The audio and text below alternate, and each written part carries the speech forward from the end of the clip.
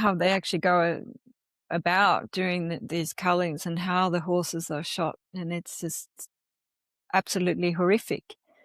And the government body for animal welfare in Australia, RSPCA, are just saying that it's humanely done when it's evidence of horses being shot in the gut area 10 times, pregnant mares, newborn foals. They've also done it during foaling season. Anything you see in the media is against the horses, and they will publish photos that are completely out of context of horses near, a water area that was not necessarily trampled by horses. There's deers, there's pigs. In saying that, there also hasn't been enough coverage about what's actually going on, and that's a big problem, because I think one of the most common messages I get from people, comments, is that they had no idea. Or people from overseas who have family here and saying, yeah, I spoke to my family, they've got no clue what's going on. There's no supervision, nothing. They were not supposed to also shoot into tree and bush areas.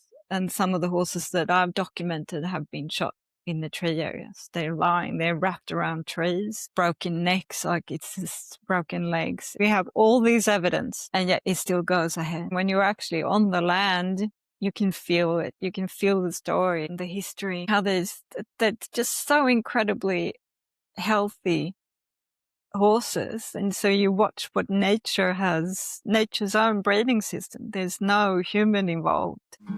There are healers on this planet with the power to soften the suffering of mankind, yet they have remained in the recesses of the world, abused, discarded, and labeled as trash.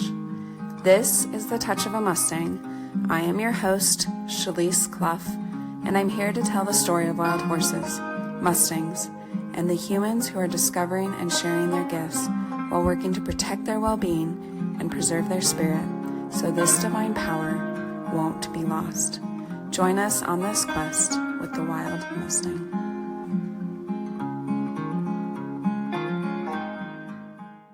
Tell us a little bit about what exactly it is that you do with the wild horses in Australia. So I've been photographing them since 2021, late 2021. And I've been documenting them, observing them, camping with them.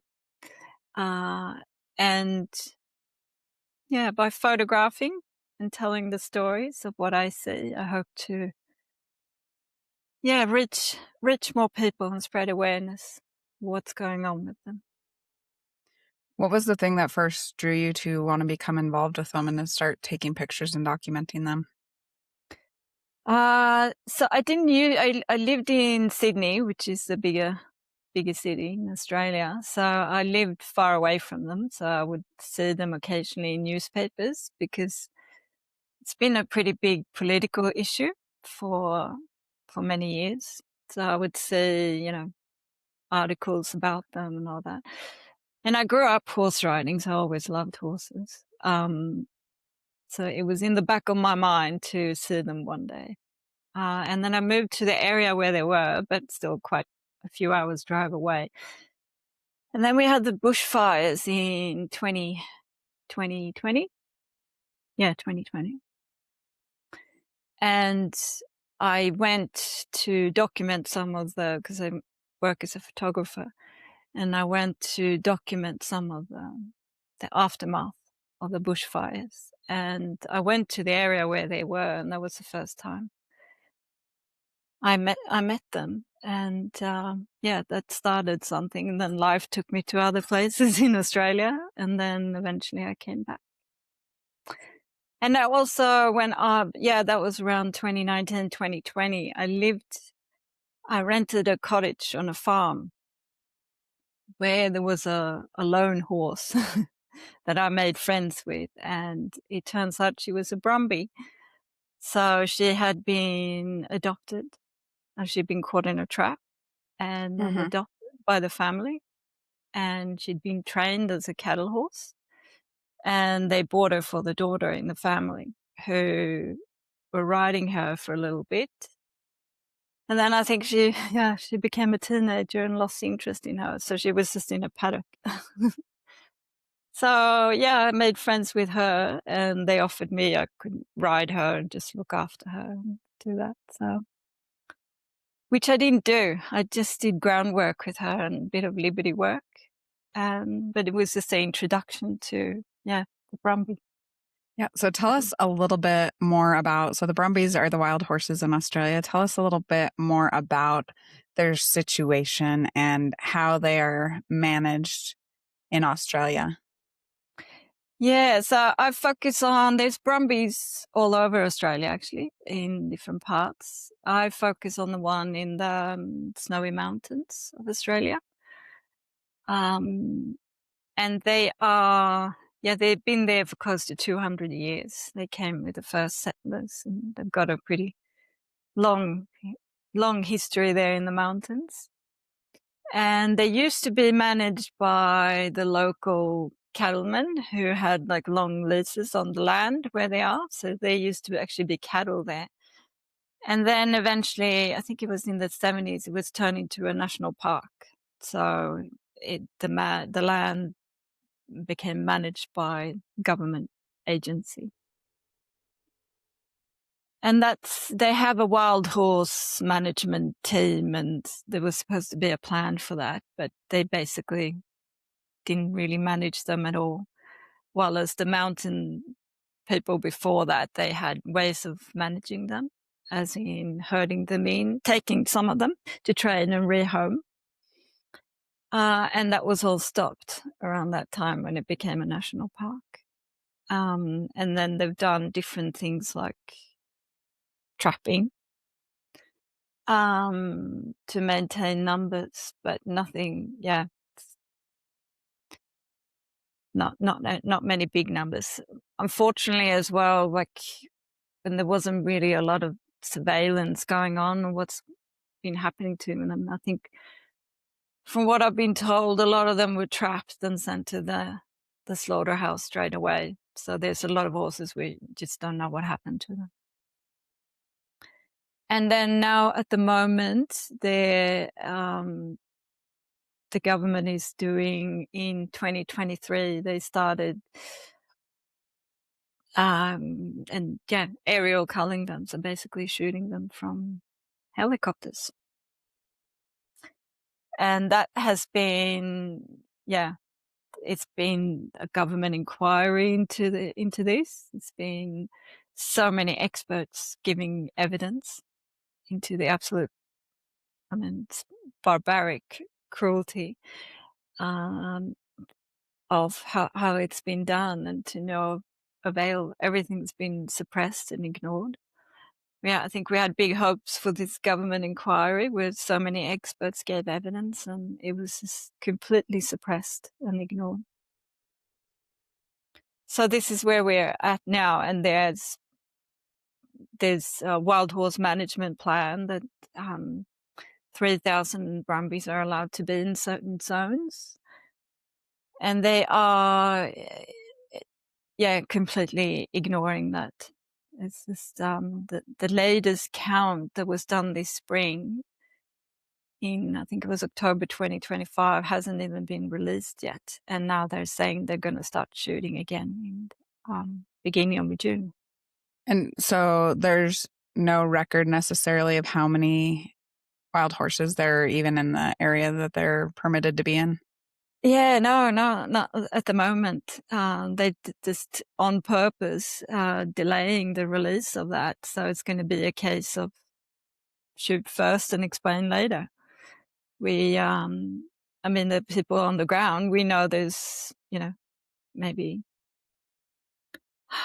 I would say about 500 horses left, 600, and there's supposed to be 3,000 allowed. There's some area, it's a huge, huge area. It's a massive park, so it's difficult to explain to people who haven't been here. So it's some areas I haven't been to. But I've spoken to people who've been horse riding there, and they say there's nothing there. There's no horses.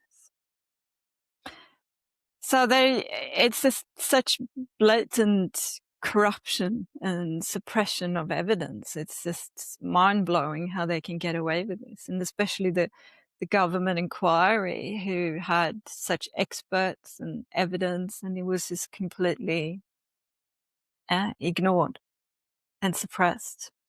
Mm. And especially the counting methods have been very much disputed. And the women who were in charge of doing these counts before, she actually resigned and have gone public with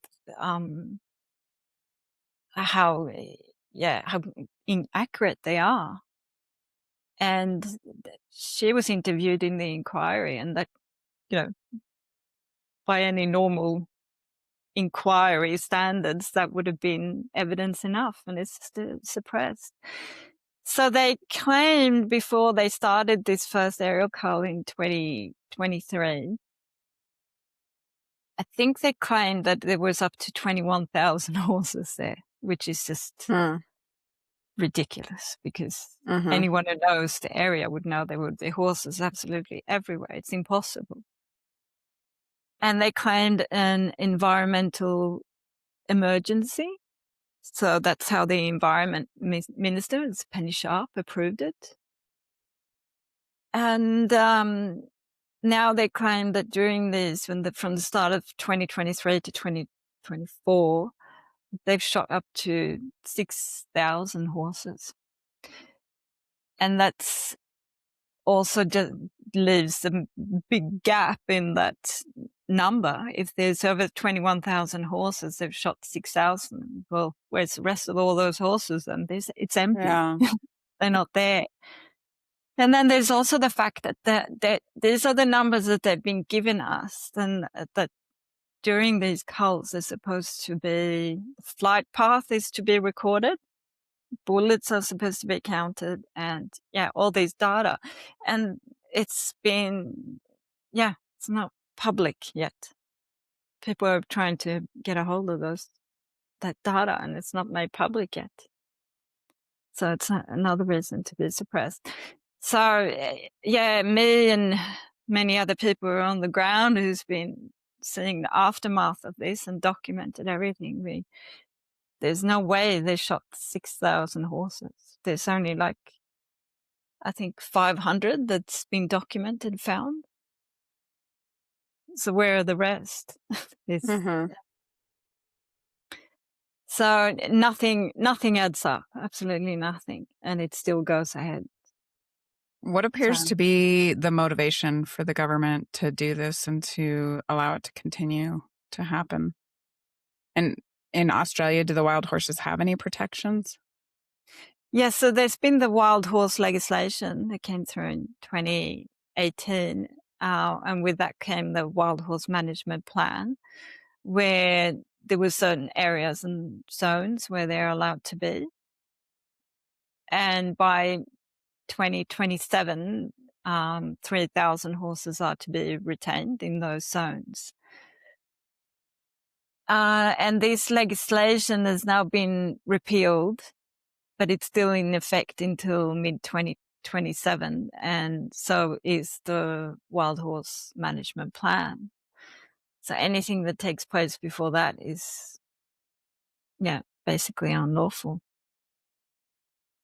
And it's getting to a point where, there's been petitions, it's been legal actions, it's been this government inquiry, and everything is just, beyond corruption. That's what the politicians who have been involved with this is talking about that as well. It's just mind-blowing suppression of evidence that's just crystal clear, and it's just completely ignored and pushed to the side. And some politicians who've been very much against the cull completely all of a sudden changing their minds. So, what's the reason? There's a few different reasons. I think it's just a very big political issue that stems back. People call it political theatre, which is probably a good word for what's going on. And it's also just dogmatic environmental groups who it's just been steadfast on removing them. It's been a lot of disputes how the land should be managed between the old locals and the new national parks, and there's no communication between these groups. The locals have been trying to come to, with the management plan of the horses to work with national parks, and there's just been no middle ground or communication, nothing. It's been people who've done extensive management plans of how the horses could be humanely managed, and everything's just been completely ignored. They've just gone pretty much straight for the aerial culling instead of all these other options. I mean, the amount of money that they spent on these operations, you could have actually fenced areas in for the horses. If there's, they could have purchased land and put the horses there with volunteers to run it. There's, so many different options of what could have been done instead of resorting to this. And there's also evidence of, how they actually go about during these cullings and how the horses are shot. And it's just absolutely horrific. And the government body for animal welfare in Australia, RSPCA, are just saying that it's humanely done when it's evidence of horses being shot in the gut area 10 times. Pregnant mares who, or newborn foals. They've also done it during foaling season. So it's newborn foals running for their lives. It's endless. And they're just absolutely horrific images, and it just gets completely ignored. What is the general sentiment in Australia about the wild horses? Do people know about them? Do just the general population? Are they concerned? Is it pretty niche group that are working to help their welfare be better in the future? I think it's unfortunately the media, anything you see in the media is against the horses, and they will publish photos that are completely out of context of horses near, a water area that was not necessarily trampled by horses. There's deers, there's pigs, there's just many other introduced animals there. And all they write about in the media is, how they are damaging the environment, and there's too many of them, basically. So, but in saying that, there also hasn't been enough coverage about what's actually going on, and that's a big problem, because I think one of the most common messages I get from people, comments, is that they had no idea, or people from overseas who have family here and saying, I spoke to my family, they've got no clue what's going on. So I think if there was a little bit more neutral media coverage informing people what's going on, then that would open up to a discussion, and I'd think more people would be very much opposed to it. Back in the 90s, there was in another national park, a different area, they had an aerial cull, and it's called the Guy Fawkes Massacre, where they shot hundreds of Brumbies from helicopters in a very it was absolutely horrific. Locals would find horses with gunshot wounds days later, walking around half dead. Like, it was just horrific. And that led to a government inquiry who said this can never happen again. And the Australian people were outraged, It was just, and it was everywhere in the media. And for some reason that has not happened this time. It's just been completely suppressed. And it's the same thing happening. And also in the fact that they close off all the areas. That last year, on 2024, they closed off an area for 6 months. Nobody was allowed to go in there into the national park and document anything. We have no idea There's no one there, no vet, nothing supervising that this is done ethically, that there's no, some areas they can't even land the helicopters. There's no supervision, nothing. And they were not supposed to also shoot into tree and bush areas. And some of the horses that I've documented have been shot in the tree areas. They're wrapped around trees, broken necks, like it's just broken legs. It's just horrific. So we have all this evidence, and yet it still goes ahead. There's one petition, I think, has got 300,000 signatures, and it's been handed to the minister, and it's just completely ignored. In Australia, do they have programs? You said before that they used to gather them. Do they do any of that anymore, where they gather them, adopt them out, anything like they have in the United States? Yes, so we have, they trap them, and they have a rehoming program. So people can apply for that to become a rehomer. And then they, get adopted out. And there's a few smaller sanctuaries as well. We don't have a big one like Skydog. There's more smaller ones. But that's more of a new, I think since the aerial cullings has started, that's become more popular, and people try, to save them and adopt them. So, back in 10 years ago, I think a lot of them were just sent straight to slaughter. We don't know what happened to them. But now there's so few left that we,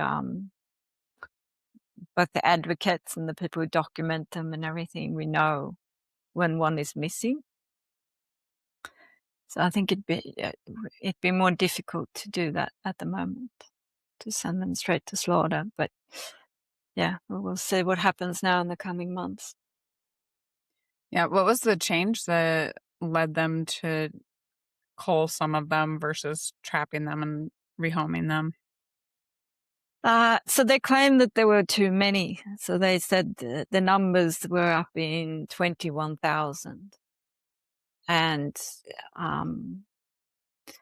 they claimed that it was more humane to shoot them in the park than trapping them and moving them to a slaughterhouse, because there were too many to be adopted out and saved. That would be the main reason why this went ahead, a very flawed and inaccurate count of how many horses are actually there, that made this possible to go ahead, that the environment minister could claim it as an environment emergency. So there's very much a growing interest, which is great for adopting a Brumby and either having them as a riding horse or, for a sanctuary. They're amazing horses. I grew up horse riding. I know a lot about domestic horses, so observing them, watching them, they're such beautiful, healthy, strong horses. There's been there's some talk in Australia as well about some domestic breeds having issues with inbreeding and genetics. So there's been talk about actually introducing Brumbies into that to help with that kind of gene pool and then the issues they faced with that. So there's so many things that could be, if they are to be kept wild and continue with the plan for 3,000 to be retained, to manage that number, there's so many different options for these horses instead of just going in and doing an aerial. Tell us about some of the Brumbies that you have seen and had time with in the wild when you've done photography. Are there any that especially stand out to you? Oh, there's so many. People always ask me if I have a favorite, and I really don't. I love all of them. It's I can't pick one.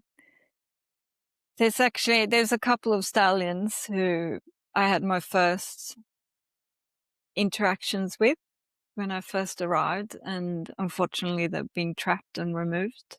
But both of them are safe. And then there was the interactions, I think, like in America, there's some that tend to be more popular and more famous through the photographers. And I do find them quite fascinating, a lot of those, the horses, because it's like they almost know when you meet them that that's their role and purpose, and they quite quietly share space with people. And yeah. But yeah, I've had some, I'm writing on a book at the moment because some of them are just longer stories of just mind-blowing encounters, which is just, yeah. I had one incident where I went to the area where that, yeah, it's just hundreds of horses had been shot there. And I went there, I think it was about 6 months after it happened. And there was one, basically, they also just leave the horses there. They don't remove them. So when you hike around the area, there's just dead horses everywhere. Well, there was after that culling 2024. And there was one specific horse that I, loved very much. And he was kind of laying on an open plain area. And when I arrived late one afternoon, there was a circle of horses standing around him 6 months later. So it's just such intricate emotions that we just don't always understand. You think there's always something new you see, and it's mind-blowing a lot of the time. You're speechless, you're not sure what you're watching, and then you just have to sit and observe. And that day when that happened as well, there was they were kind of standing in a half circle around his body, and then a dingo arrived, which is wild dogs, so like your wolves or coyotes. And I have photos of this, and the dingo just sat down next to this horse's body and started howling. It's just, I hope to create some kind of, with these stories, a connection, because I think if people just see a photo in the paper of some horses near a waterway, and then they see that they're damaging the land, there's a certain disconnect there. Whilst if they can actually see their, more like a portrait and hear their story, it creates a different connection there, where that disconnect is not there. So it's not so easy to just say that, this needs to be done. And for all the horse people who know, how incredibly sensitive they are to think that this is okay. It's just how it can be allowed. People who call themselves horse lovers and animal lovers who just don't care. Yeah, and I think we find some of that here also, where sometimes the people who are in the world of horses are often contributing to the problem of not taking care of the horses, not making sure they have soft places to land, or just discarding them when they're done with them, which all leads to some of the poor situations that horses find themselves in. Yeah, I commented on a post the other day. I was speaking just about that and what's going on in the horse world. And to me, it's just this, how people can buy. It's so accepted that you buy a horse and you have it for a few years, you sell it, get another one. It's like a new pair of shoes to a lot of people. Yeah. It's just very sad. And some days I think it's changing, but then, you come across people who are, definitely not changing. Yeah. There definitely is a movement of people who are dedicated and committed to trying to help share the idea that these are actual living beings with Yeah. souls and emotions, and and should And be treated in that manner. exactly. I mean, you see these new, I mean, it's becoming quite popular with using them as therapy animals. And it's, Hmm. when you see that side of them, how could you possibly condone to, I mean, what's happening in America as well with the Mustangs? There's roundups that I watch. They're absolutely horrific. How can you think that's okay? And you watch and observe them with their families, and yeah, it's yeah.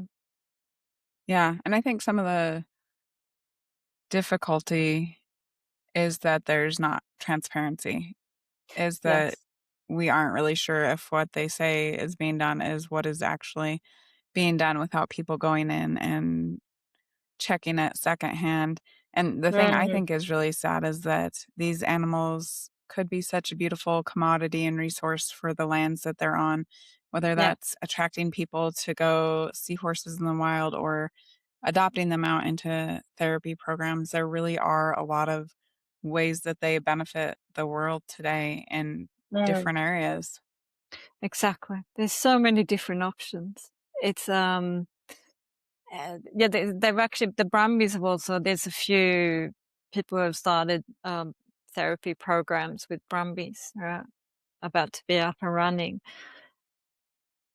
And when you see there's options, but also, like you said, to actually still be on the land and the importance of that. And what I witness as I'm there every single week is people actually come there to travel to see them, and the joy on people's faces. It might be a trip they've planned for years. And I think they underestimate, both with the Brumbies and the Mustangs, the tourism it actually brings in and what it means to people. And in both cases, with both the Mustangs and the Brumbies, it's usually um, the Mustangs is the cattle. They want the land for the cattle. In Australia, we don't have that, but it is. It's also a big green renewable energy project called Snowy Hydro that's going on in the area, and it's just so incredibly hypocritical because they've just completely cleared massive parts of the land. They're doing extensive drilling and work in that area, and somehow that's allowed. That's actually causing absolutely permanent damage in a national park, and somehow that's Yeah. allowed. So the area where I photographed the horses, where I used to, I might have seen like 5 cars in the morning on the highway, and now, when I was there last time, I counted 50 trucks in about half an hour. It's just constant. It's a construction site. They've also been drilling into like sinkholes, swamp areas. It's just absolutely insane what's been documented, and somehow that's okay. And so, and same thing with the Mustangs. They're claiming that there's too many of them, or environmental reasons, and that they need to be rounded up. And then they put cattle and sheep on the land. It's just, Yeah. yeah, And I think the reality is that even wild horse advocates would like the horses to be taken care of. We don't mm, necessarily want horses out there starving. And again, the big issue is that it doesn't seem like that's what is actually happening.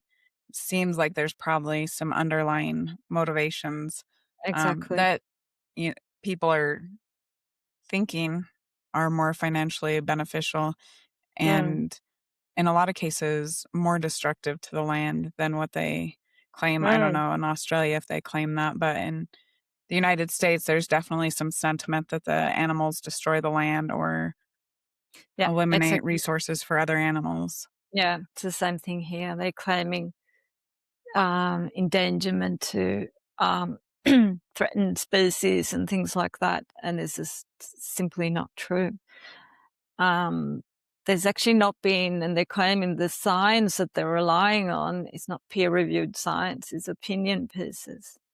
Well, there's Mm, actually been one peer-reviewed study on the Brumbies who are claiming that there was no significant damage, and that's been completely suppressed, that study. there's before the aerial culling, I forgot to say that there was also a crowd-funded independent count of the horses where they used quite advanced AI technology and showed, I think they counted about 600 horses. Can't remember the exact number. It was so accurately done, and again, just completely ignored. Yeah, which is Completely crazy ignored. if they're saying there's, 20 or even Yeah, 15,000 now. 21,000. At Yeah. least it would be somewhere closer in the range, even if the counting was not very accurate. You'd think the Mm. numbers would coincide a little bit more closely than that. That's a huge gap. It's a huge gap, and this doesn't explain anything. And where are the horses? That's the thing. But you spoke about transparency as well, and for us, I think that's a big problem because I'm quite amazed about how the photographers in America are allowed to actually photograph and film your roundups, what's going on, Hmm. and you can go to the holding facilities as well. Here, it doesn't exist here. So trapping sites where they trap the horses, they are closed off to the public, and they actually have security there. So no one can actually go in. And I've I've heard gunshots coming from traps a couple of times. So we have no idea what's happening where, they're injured. There could be an orphaned foal. They just trap a foal and the mother is gone. There's no documentation. There's nothing. Same thing with these aerial culling. People were saying, we'll just go in there and document it. And it's like, it's massive areas, massive, and you're not allowed to be in there. So there's no Mm, transparency. We don't know what's going on. yeah. So I think that's one advantage that you have in America, that at least you can have a little bit of, documentation. Yeah. Tell us about some of the horses that you've been able to document. I know just from looking at your Instagram account, you capture absolutely incredible images of these animals, which I think is so valuable because that is, just through the picture, you can see the value of them being part of the land and the country and the heritage of your nation. Yeah, it's God, it's such a long, long story, and when you're actually on the land, you can feel it. You can feel the story. It's and the history, and it's just watching how they're just so incredibly healthy horses, and so you watch what nature has, nature's own breeding system. There's no human involved, and now also that to me is just, yeah, absolutely amazing to observe. And how the family, that was because I came from a domestic horse background. I just had no clue about a lot of these behaviors. It was mind blowing. I didn't even know the horses, stallions were fighting and things like that. So it was a steep learning curve. But I think um, one of the things I love to watch the most is the herd dynamics and how everyone has a role, and how the stallion is very much the masculine essence. The lead mare is a feminine essence, and just how they raise their foals and their children. It's just, yeah, we have so much to learn from that, I think. The order and the love they feel for each other. It is Yeah. very incredible to observe just the wisdom with which they move through the world Mm, in their little yeah, sphere. it's wisdom. And it's just how you watch how for example, I watched a band stallion the other day, and how he was playing with his two colts, but he's teaching them how to fight. And one of them got a little bit out of hand, and how he reprimanded him, and then he got a little bit out of hand with one of the the mares from another herd were approaching, and then he reprimanded him, and it's just such, clear boundaries and clear family structures. And when that's intact, it's just such harmony and balance. It's just, you become in balance yourself just by watching it. That's one of the things that unfortunately also have happened now with this trappings and the aerial cullings, is that in some ways it's very much unnatural what's going on, because where there used to be big bands, big herds, there's just what's left is very scattered small herds. So that's very heartbreaking to say that that natural wild horse behavior is becoming a little bit fragmented. So you'll see a lot of just a stallion with one mare or two mares, or big groups of stallions on their own. A lot of the trapping, they've actually been focusing on removing the mares to reduce the repopulation. So there's very much an abundance of stallions and colts. And it just creates this, a lot of the stallions can become unnaturally aggressive towards each other, because the competition is just, very, very strong at the moment and unnatural. So you see these behaviors that are normal in a big band. It's so beautiful to watch. And then you see this just one stallion with one mare. It's unnatural. And also where they set up the trap sites, where they have their usual territories. And all of a sudden there's a trap site there, and then all the horses are there. It just becomes completely unnatural behavior. They leave their territories. So some areas where there used to be horses are completely empty because they're all at the trap sites. Is this happening all over Australia, or is it more localized to where you're at? No, I think they have been, I think in Western Australia, they've also been shooting Brumbies. From what I can gather is that they do trap in all national parks, but they don't have rehoming systems in place in majority of them, so they will go straight to slaughter. So I think there needs to be a little bit more awareness into how these horses can actually be used once they're trapped, that they're great riding horses, great companion horses, great therapy horses. I mean, the people I have visited both a sanctuary and a couple of people who have adopted Brumbies, and they said just, they're the most amazing horses. They're so intelligent and so well behaved and sweet and easy to train and healthy, super, super healthy.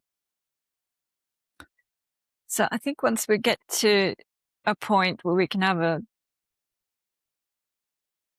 discussion about that, and then I'm not opposed to trapping in that sense. I think it's one of the more humane ways to manage horses, but it can be done without, splitting up a whole family. For instance, just trapping one stallion and leaving the mares on their own, or just trapping all the mares and leaving the stallion on their own. It can be more targeted trapping in that sense.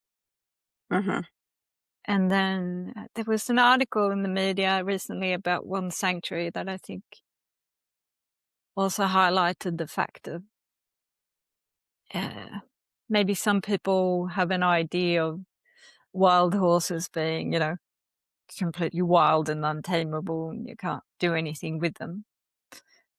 But you can actually train them and have them either in sanctuary or riding horses or therapy horses. So. What are some things that people can do to, other than, following you, sharing your posts, what are some things that people either in Australia or outside of it could do to support the Brumbies there? Yeah, I think because there's there's been some great initiatives in terms of legal actions and the government inquiry and all that. And because of all that failed, I strongly believe in actually and because media also is not really reporting on this, what is left is social media and just public pressure. Because if there's enough talk and pressure online, that actually goes back to the politicians these days. And the social media accounts are very much supervised. So sharing, commenting, it's still worthwhile contacting your local politicians. It's it has, though, been documented that some people I know have sent emails and letters and they've gone with read receipts and it comes back as deleted before read. Same thing with letters. There's just not really any way of documented that they've actually, read it and it's been taken into account. So I think a lot of the older ways of, in Australia anyway, in, contacting politicians and all that, what used to work is not necessarily working anymore. It's just going a little bit too, corrupt in that sense. So the social media commenting, sharing, opening up a discussion about it, going to these politicians, pages and commenting and living your opinion that way, contacting the opposition as well.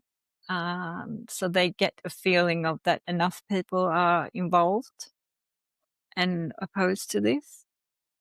For international people, it's still important to get the attention in terms of sharing, because I think international pressure has proved very much important as well. In that sense, in tourism, they can contact their local embassies and the local Australian embassies as well. I think just having a discussion and being a little bit, people using their voices a little bit more instead. I think a lot of people just want to sign a petition and then it's, they feel like they've done their part. And the thing is that they don't really do much these days. Yeah. People it does really sound like need it's to use really their going to voices. have to be the population standing up and saying this isn't acceptable to us and enough people pushing back on what's happening. Yeah. Because it's the silence, I think.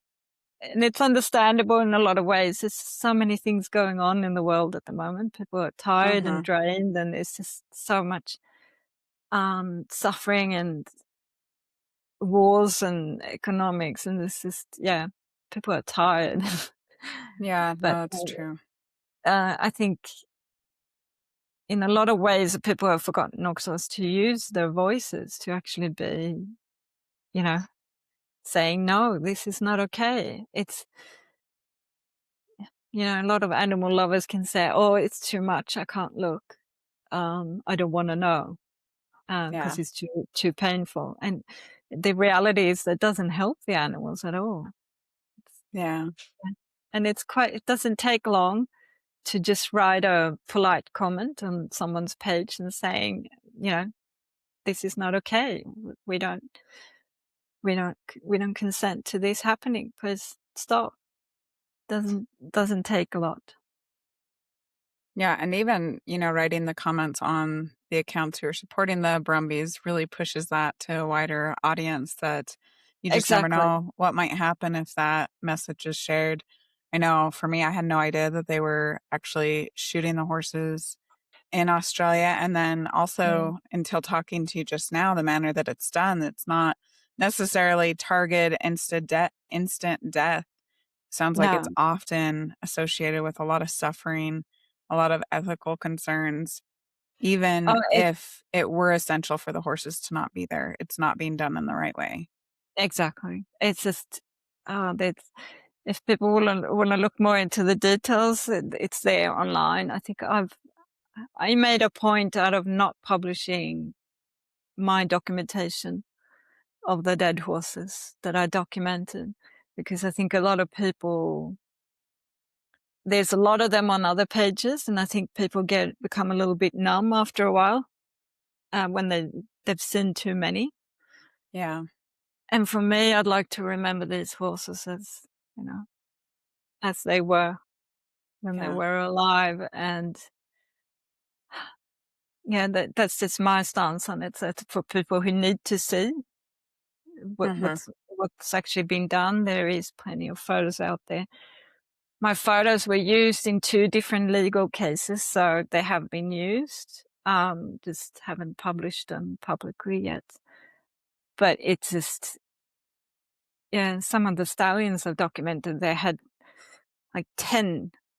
They've been shot over 10 times, like in the back and in the neck and then in the gut. It was just up to 20 bullets in some horses. How can anyone say that that's humane? And the pregnant mares who, what happens when the mare dies? Well, then she'll abort her foal. Who knows how long that newborn foal will stay alive? It's just things like that that people might not consider what's actually going on. And then it's the ones who survive, the family members who survive, who have seen this. So it's just, it's beyond, beyond horrific. There's so many different alternatives. And if there really were 21,000 horses, then some of that would have been reason to remove some of them, but there's so many different options. Yeah.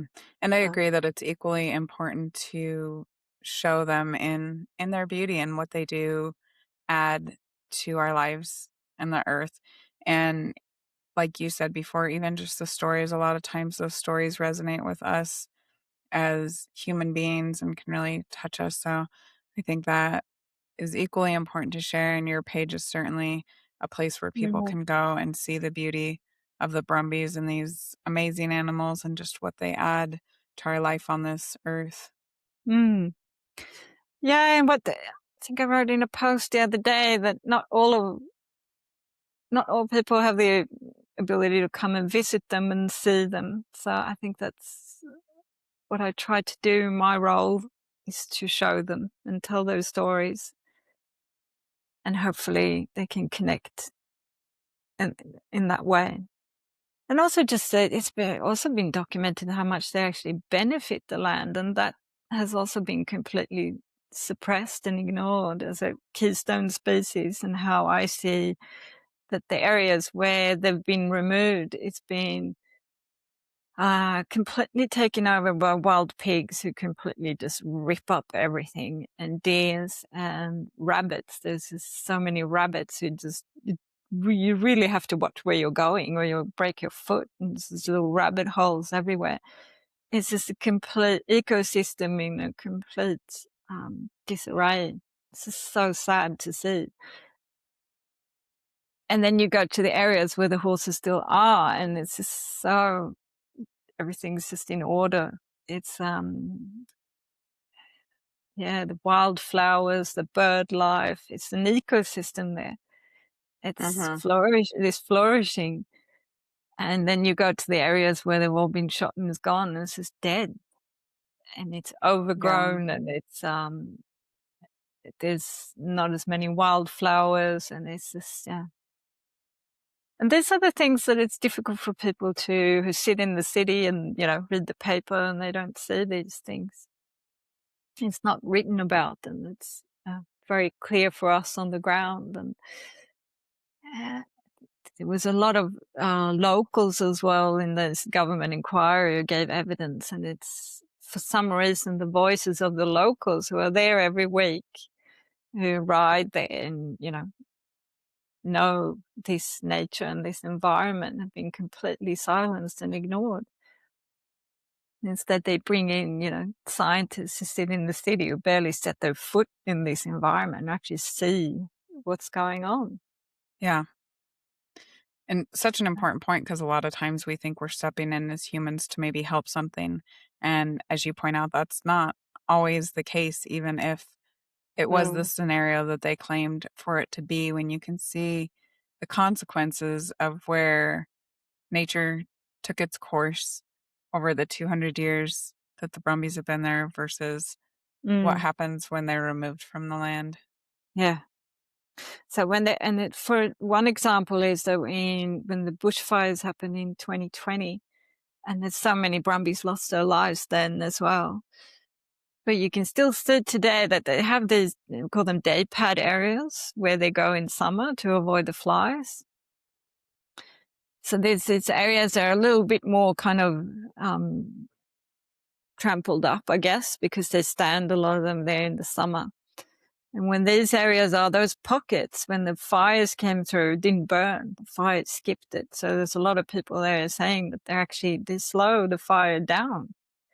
And you can still see it today when you overlook the area. You can see where those areas are because the trees are still alive there. So they've got Yeah. just things like that gets completely ignored. And what are they going to do? They're going to get rid of all the horses and lock it down. The experts are saying as well, the next bushfire coming through is just going to be the fuel load is, yeah. Yeah, there's been evidence of the same in the United States, that the horses can actually help mitigate fire danger. Mm. And, again, hasn't gained enough Silent. traction to Yeah. change policy. Yeah. And that's,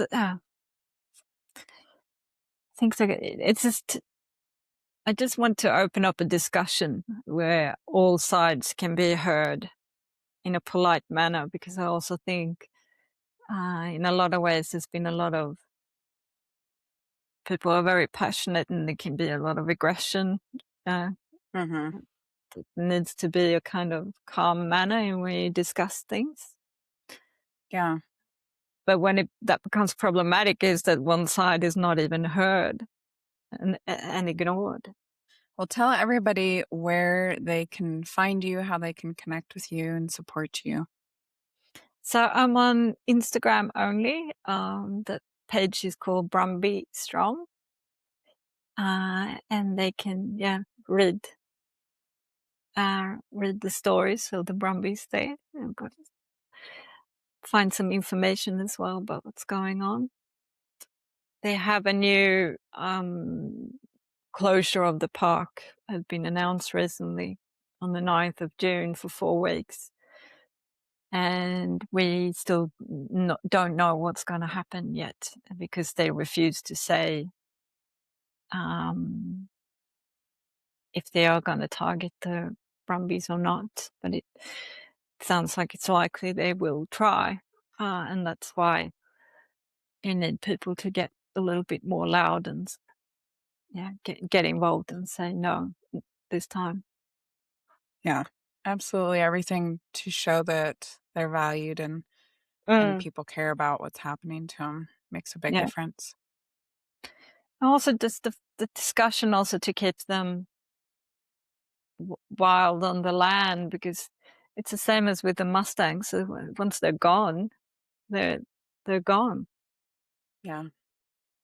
So it's as much as they can be valued and used as domestic horses, is also just a fight to actually still keep them on the land.